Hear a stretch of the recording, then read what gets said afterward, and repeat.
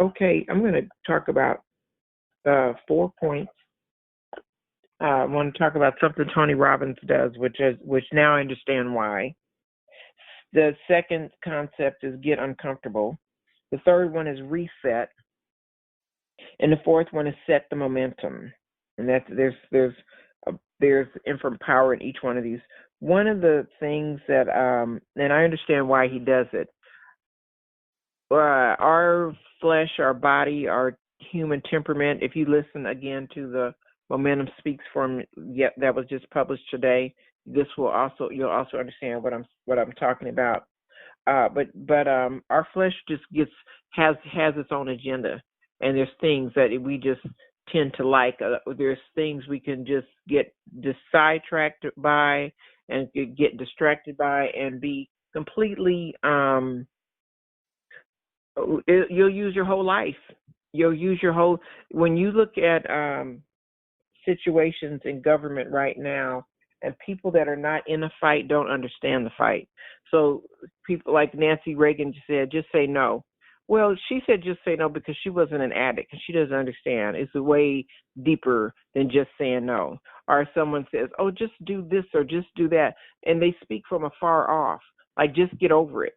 Just because it's not them. They're not struggling or having that fight themselves every day. Like someone will say, not being any minority or having to function in any type, and not just minority. Let me give you some perspective.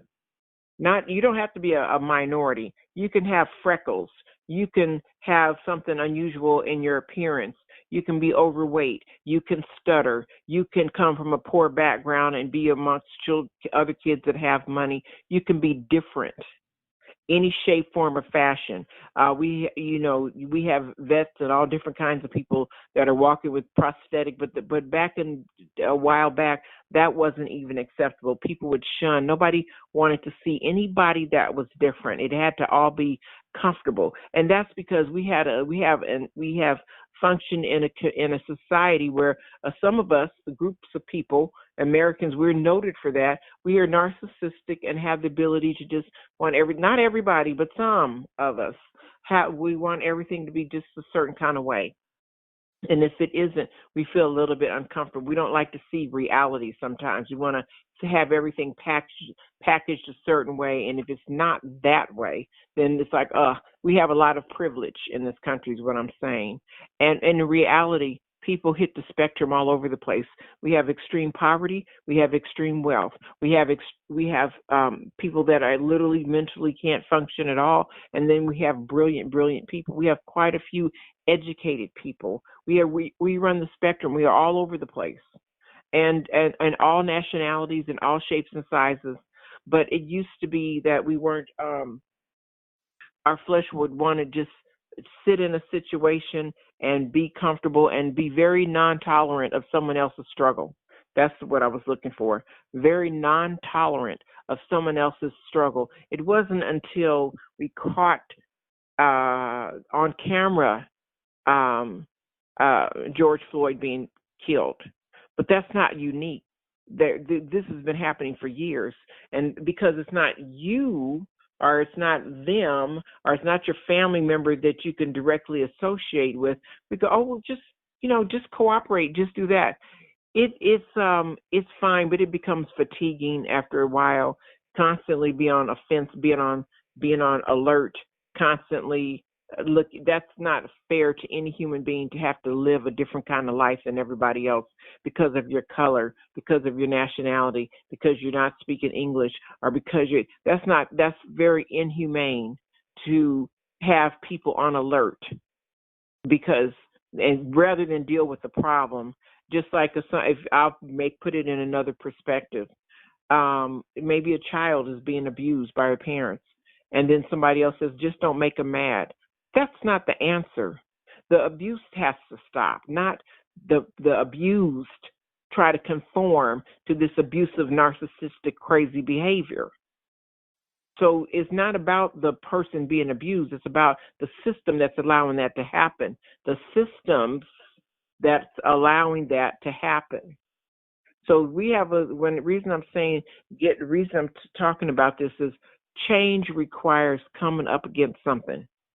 It requires a confrontation, requires a discussion for change, for the possibility of it. It requires some, let's put ourselves in the other guy's shoes.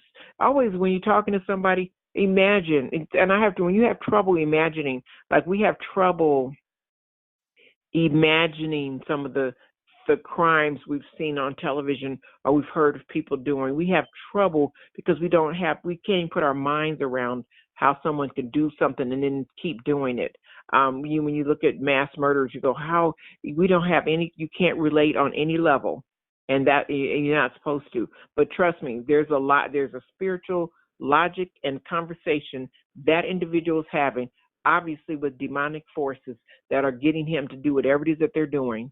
And, when we say we wrestle not against flesh and blood, but against principalities, we wrestle against principalities. If you can't fight in the spirit realm, you can't fix what's needing to happen in humanity, because the flesh is the last, that's where it shows up.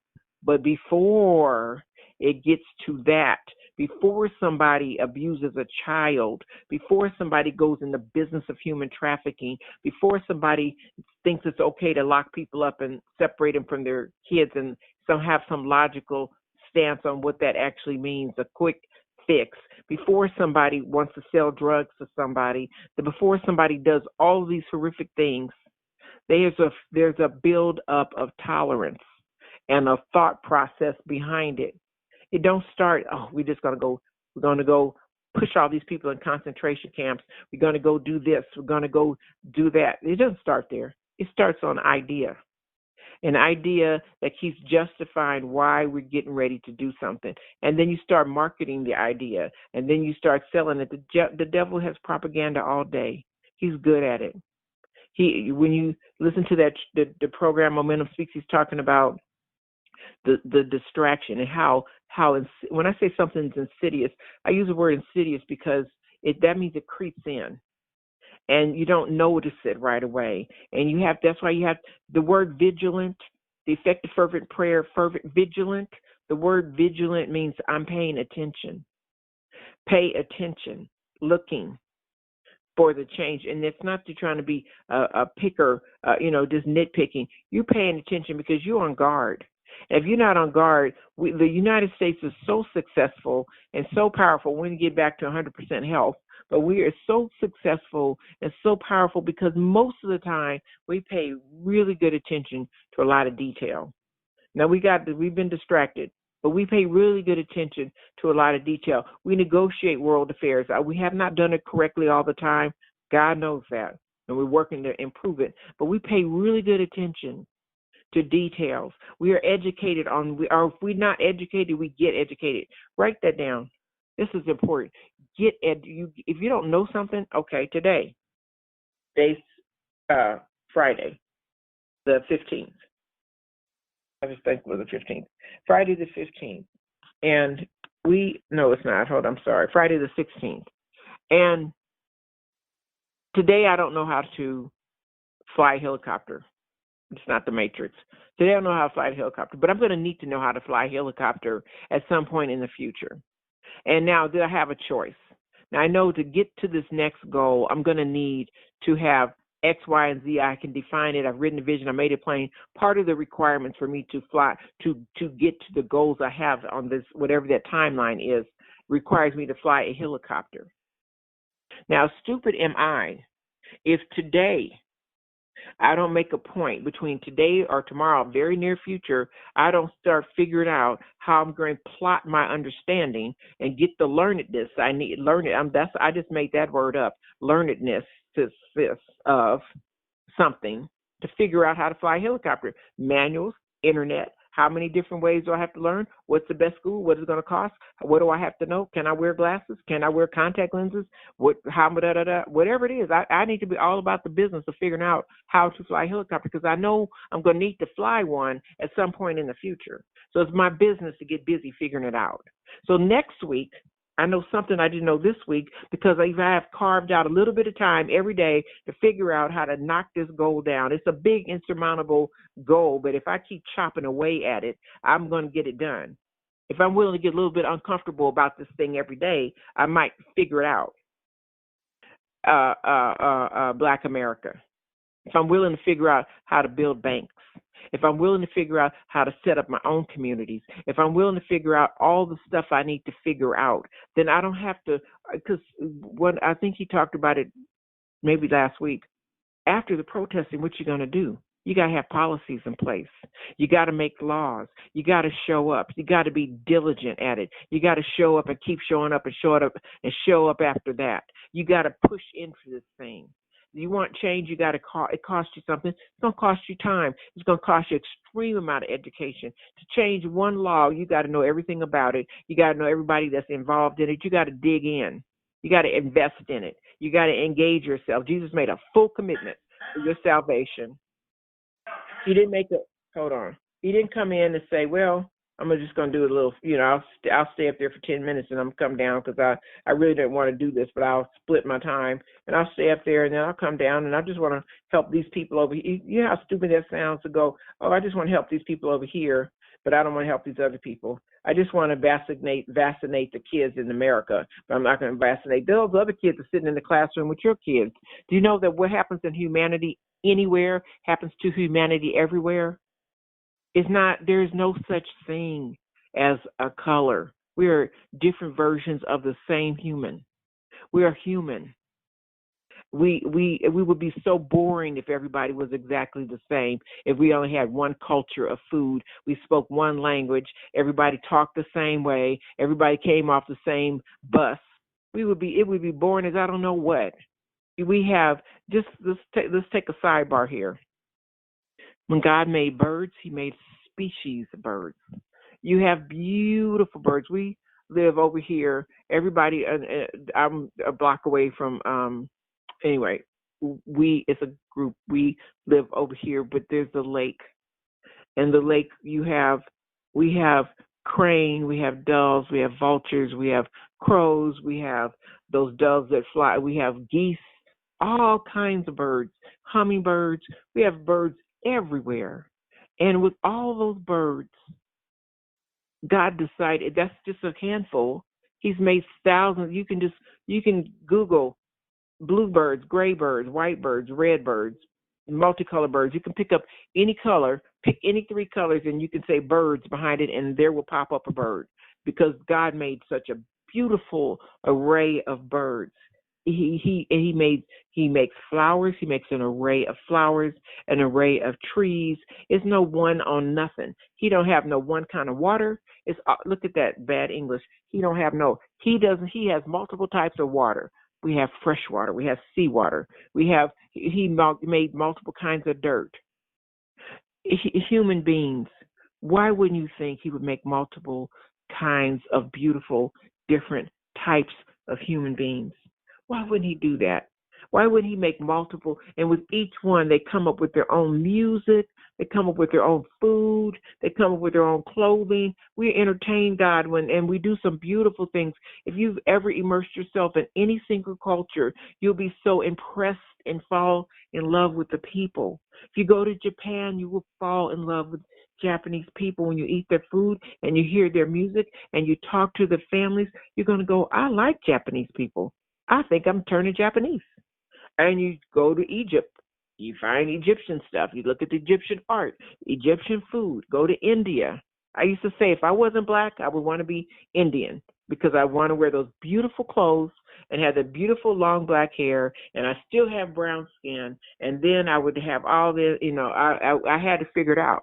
And then if I wasn't that, I said I would want to be Korean because they got it going on with the food.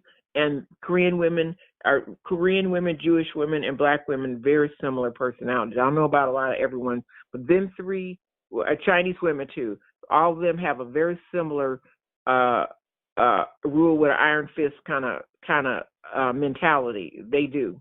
And I look at some of them. I've worked with very many groups of Korean people, and I look at them. I go, "Ooh, that look real familiar," because I don't think and you could fit right on in there. And so, in that, you look and you start to realize, I actually love people. in general, all shapes, sizes, and colors. And that's where we all want to be. Love everybody because if somebody got something, you can go places. We're just doing a little global tour real quick. You can go to Mexico, and that between the music and the food, you'll be right up in there. And they're just everybody, every culture has beautiful men and women in it. They all have something they're talking about. Portuguese, Thailand, and you go anywhere, Hawaii. This is the thing about humans. This is how we have evolved, and we are the art of humans. Is the culture that they go into. You should know as much as you can, and our children should know as much as we can, because we'll start appreciating other people when we start understanding. It is not all that closed mindset. It's boring if everybody looked the same. So when I'm saying that, when you pray and when you move forward, think globally. Think God made everybody. He loves everybody. I love everybody. There's a common desire for everybody to live well. We're not that different. If you really break it down, humans aren't that different. We all want wonderful homes. We want to live well. We want people I'm not talking about these social crimes and stuff, but in general, we have a pretty common desire to have everybody grow up healthy, well, and live well. Now, I'm not talking about conquering other countries. The families, the individual people, pretty similar. You could pretty much go to any nice family anywhere in the world, and they'll try to put you up, and they'll try to take care of you. They'll feed you, and they'll give you a place to sleep. That could be anywhere in the world. People will pretty much operate the same way. They may not be able to speak English, but everybody will say, do you want to eat? Do you want to sleep over here? Here, you can take a shower over there. And they'll try to assimilate you into their culture. That's just what people do. When I'm saying that we're humans, we're not that different. So we can figure out how to get along. Those hungry children, someplace else in the world, those are your hungry children. They're not those people. Those people are your people. When you look at other children suffering, or parents suffering, or women suffering, or whomever, that's not those people. Those are your people. Those are your brothers and sisters. How do I make life better for them? Because I'm here. I have it. I want to give it to them. I want to help them. How do I make that happen? Empathy. You start knowing how other people, and you can empathize with what that might feel like. And when I said all that to say, when you are a color, and when you are remove that conversation out of your, let's remove that out of the differentiation. Let's remove that out of your thought process. Let's figure out, how do we come together? Because when Jesus was talking about the Good Samaritan was not Jewish. He was Samaritan. He crossed over the street and got all in the business and made it happen. So help can come from anywhere. It don't have to come from the rabbi or the priest. It came from the Samaritan. And he said, now who's doing my Father's will? He's not looking at color. He was looking at action and deed. And so we start thinking, what does that feel like? When I look at that, when I look at the people at the border, when I hope that's going to be cleaned up soon. And see, we're building our base right now at ETM Media. We are building a base, a network, because when we start rocking and rolling, we are going to blow some stuff up in terms of conversation, what's in the media, what's happening, asking questions, creating transparency, getting up in the face. It's not status quo. You got to tell me why. Don't just tell me what you're doing. Like this thing right here with this stimulus check. What do you mean? What are you guys still talking about? People are starving. People are being displaced. And you still up there talking about what? Tell me exactly what is it, and who's voting for what? Because I need to know. You just coming back giving me a report. I'm sidetracking one more time. There was a vote on this to show you how ridiculous it can get. There was a vote in the military about the rights of women in the military. They had a big room talking about women in the military. And guess what? There wasn't a single woman in the room having that conversation to deal with them. Do you understand when I'm talking about arrogance and not understand narcissistic decision makers and arrogance, not having any empathy? Why weren't women in the room talking about women in the military? There was not a single woman in the room. This really happened. So when I see people talking about we're going to do this for groups of people and we're going to do that for groups of people, I want to see who's making the decisions for these other groups of people. See, when we're talking about people on the border, let's have some people on the border in the discussion when you're having a conversation, because see, you don't know what it costs me to pay all my money to try to sneak into this country. I don't live in Mexico. I don't know what it is over there. It's bad enough for whatever it is that they want to come here. So be it. But there was a humane way to handle that. You didn't have to do this, what's happening now. There was it didn't get that way overnight, and you're not going to fix it overnight. So stop floor showing and doing something drastic that's actually hurting people. Those are human beings. Always, always, always. That's a human being. That's a soul. God loves them.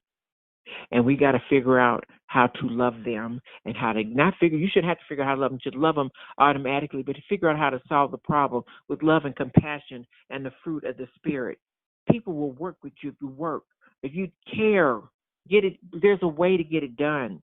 Takes a little bit longer, a little bit more patience, but it can be done. And you have to get a little uncomfortable and stop being in an isolated, narcissistic mindset and say, wait a minute, let me come down and understand. And I don't mean come down like descend. Let me go over, across this thing, cross this bridge, cross this hallway, and figure out what's your perspective on it. How do you think about this thing? What is going on, and why do you feel that way? And then you get in there, then you start talking. Marriages would be so saved if people talked. If people say it made me feel like this and da da da da, and they start communicating, and because we're not that complicated. You hurt my feelings when you said this, or I felt this way, or you demasculated me. You demasculated me when you said this about me, and when you talked about me. Look, these things can be resolved. It's not hard.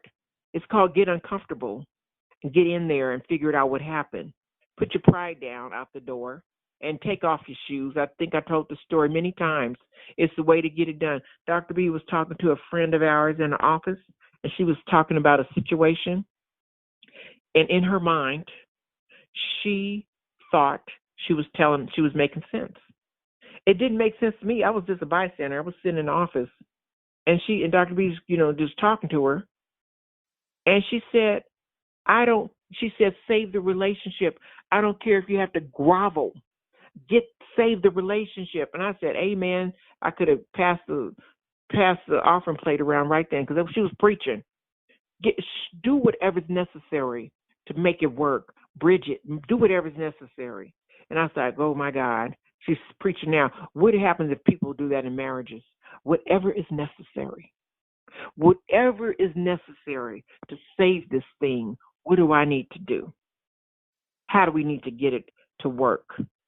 People that go the distance, push out from the safety zone, and they go out and get them. That good Samaritan could have did something else with his money. He could have kept on walking like everybody else, but he stopped. He said, no, this is wrong. I got to fix it. How do we fix it? I got to take some money. I got to take him over here. He was going somewhere. He wasn't standing around waiting for somebody to be injured on the sidewalk. He was already had an agenda, but his agenda got interrupted with a greater call. Your life can get interrupted with a greater call, and you got to answer the call. You got to get uncomfortable. You got to say, I had to plan to do this, but I'm going to do that. Or you can work it in like many of us do. Both hands going, 2 feet going. There used to be a song called I can fry a bacon, put it in the pan because I'm a woman. It's honest to God, I lived it. I can do this, I can do that, I can do that, because I got to do it. And then as soon as I finish doing it, you getting ready to do it. I'll carry you down the block, 2 blocks, but you getting ready to figure out how to walk. You getting ready to figure out how to feed yourself. You getting ready to figure out how to, because we got work to do. So we need soldiers. We need muscle. Them knees, them legs, them arms, they got to start working. This is not entertainment. I'm not here on this prayer line to soothe and entertain you every day, and you're not showing no progress. And everybody, thank God, is showing progress. They praying better. They praying deeper. Their gifts are coming out. They're talking. They're moving. They're starting ministries. That's how it's supposed to be. You're supposed to grow. And trust me, you will figure out how to grow, because the ones that couldn't hang done got off the prayer line. I'm not talking about recently. I'm talking about a long time ago. I think you should talk nicer. I ain't talking nicer. This devil ain't hitting me upside the head no nicer. So how am I gonna talk nicer to you? I'm getting you ready for battle. And getting you ready for battle don't mean, do you feel like it? It ain't got nothing to do. Boot camp don't have nothing to do with how you feel.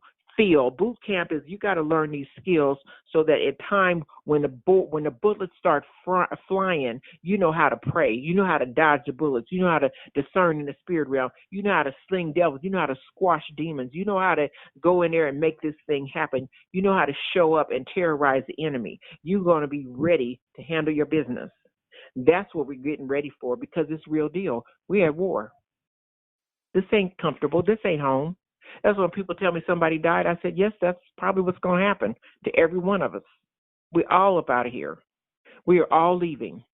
Everybody. So what do I do while I'm here? How do I make this work while I'm here? I can get as comfortable as I want to be. I'm going to grow old and I'm going to die. And then after I die, people are going to come scound around and get all my stuff, take the stuff they want, stuff I've been keeping. They're going to throw it in the trash and keep on going. And in 2 or 3 generations, ain't nobody going to even know who I was. They're going to keep it pushing. That's what humans do. So while I'm here, let me do all that I can do for the glory of God. And who's going to really put some juice on it? Let me align myself with the one that's really got the power. If you want to know how bad you are and how awesome you are as men and women of God, you are partnering with the greatest force in anything. I can't even say the universe. I mean, in anything past the universe, on things and spatial descriptions I don't even know. God, the I am that I am, you with the baddest somebody ever who loves you passionately. You have an opportunity you have his name on you, in you. You are in a good situation. Now that you have the equipment, it's time to go out and conquer. And that requires, finally getting to my point, is that Tony Robbins said something, and I paid attention. He said he jumps in not ice cold, but cold water, a swimming pool. He jumps in it every morning. It's just his wake-up call to getting uncomfortable. He does it every morning. He jumps in this water. He said it's sometime in the winter I jump in the water. In that summer I jump in the water. It's not comfortable. I don't ever wake up and say, "Ooh, I want to go just jump in that cold water." But he does it to tell his body who's in charge. He does it to tell his mind, his spirit is in charge of his body. His body's not in charge of his mind and his spirit. See, we flip it. I don't feel like it. I'm uncomfortable. I'm happy people are uncomfortable. Be uncomfortable all day long. We be uncomfortable every day. When people tell me I'm uncomfortable, I know I am hitting a nerve, and that's the nerve I'm gonna stay on till you grow. I'm not trying to get you comfortable. I'm trying to get you learn it, get you understanding, get you some muscles in your arms so that when the enemy comes, he's scared of you. I want you guys to be fierce. I want the enemy, one of you, to be able to turn down a city. I want one of you guys to be able to turn some stuff up. And fierce. I want you bloodthirsty on the power of God, and where you have teeth that can rip into the enemy's behind. That you can say, oh, you can just stop and turn across the street, see something jumping off, and call it out, and cast out demons from down the street. That when you walk down the street, the power of God starts shaking the building. I'm telling you, we're going to get there. We're going to get there. We're going to be the power. God wants to occupy, and you're going to have space for him to occupy, and that's what we're doing. And it's going to be sweet little old ladies talking, and then don't let the devil show up. His fierceness going to jump out and slinging them upside the head. The enemy will be running out the building, scared to face you. So let me see what time it is. Okay. Oh my God, I'm running out of time. Okay, we're gonna read the scriptures probably tomorrow, but let me finish this. Tony Robbins jumped in the water. He got uncomfortable. Anytime you start functioning, I don't care how much. I don't care if you missed it for 10 years. Pick up brick out of brick and start the process. If you just start, God will help you make up the time. He will if you just say, Lord, I done messed up. You called me to ministry 5 years ago and I've been ducking and dodging, or you told me a vision and I've been messing it up. But today, start one piece. Do one thing that you said you're going to do. Just move it. Just take one brick over there, one piece over, come back and get another, take another one over. It's tiring, but just keep on going. Push that body out of the way and force yourself, the distractions, force yourself to get the job done. One piece at a time. Just do a little bit. And you'll be surprised how that spirit of procrastination and defeat and depression will fall off of you, and you have started the process. You have gotten down. You get uncomfortable, and then you hit reset. And that reset is, I know I messed up. I know I should have got my degree when I was in my 20s, and now I'm in my 60s, but I need this degree because God asked, this is something one of my goals in life. Then you go, what you do is you get online and you go apply for whatever you got to get done, and you put your name in. You apply for school, and then the first day of school you show up, and the teacher, you might be the oldest one in the classroom, so be it. Keep it going. Push, go, step at a time, baby steps. I'm supposed to be learning this. Then go register for that thing and figure it out. Stop sitting there creating. Listen, on Momentum Speaks, he's talking about the rabbit hole. I have subscribed to the Rabbit Hole Chronicles because I used to get distracted. Oh, it's over here. Let's go do this. Let's go do it. And I'd be all off track, and I'm supposed to be over here. Get back on track. What is it you're supposed to do? How are you supposed to get it finished? Start. You may start. Let me put it to you like this. You are going to one day drop dead and die, and they're going to put you in the ground. They ain't going to put your jewelry in there. They're not going to put your checkbook in there. You're going to be in there with some clothes. All your good stuff that you were holding on to is going to be up here, and they're going to divvy it up. You're going to be gone. Don't you putting time with stuff that's not going to put time with you. God is the one that called you and gives you life and answers all your blessings and does everything for you. Why wouldn't that be your first concern? What did God tell you to do? What did he create you to do, Jeremiah? What did he create you to do? Do it. That job's going to, let me tell you something. You fall out on that job, they're going to replace you tomorrow. And they'll put all your stuff in a box and ship it to your house. Let me tell you, people get over you quick. God is the only one that sits up at night and calls you in the middle of the night. Wake up and talk to him. Don't get it twisted. The earth is not your friend, and the people in it know you temporarily. If they abandon Jesus, you ain't got a chance. Get with the one that loves you for real, Jesus. Jesus does.